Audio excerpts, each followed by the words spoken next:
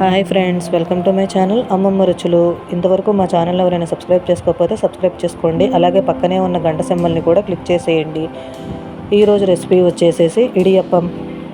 ముందుగా స్టవ్ వెలిగించి ఒక బాండీ పెట్టుకొని దాంట్లో 250 ml దాకా వాటర్ పోసుకోవాలి. అలాగే 1 tablespoon salt, 1 teaspoon నెయ్యి వేసుకొని ఈ వాటర్ని బాగా మరిగించుకోవాలి. ఇది చాలా ఈజీ రెసిపీ అండి.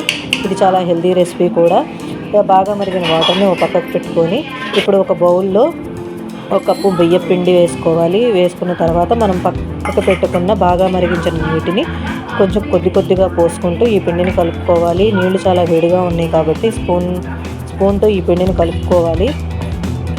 ఆ తర్వాత చేతిని తడి చేసుకుంటూ ఈ పిండిని కలుపుకొని ఒక ముద్దలా చేసుకొని పక్కకు పెట్టుకోవాలి.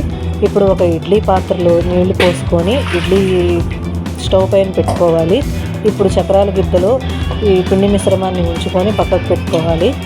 ఒక ఇడ్లీ ప్లేట్కి నెయ్యి కానీ గీ కానీ వేసి అప్లై చేసుకోవాలి. తర్వాత ఈ చక్రాల గిద్దలోని పిండిని మౌల్స్లా చక్రాల్లాగా ఒత్తుకోవాలి.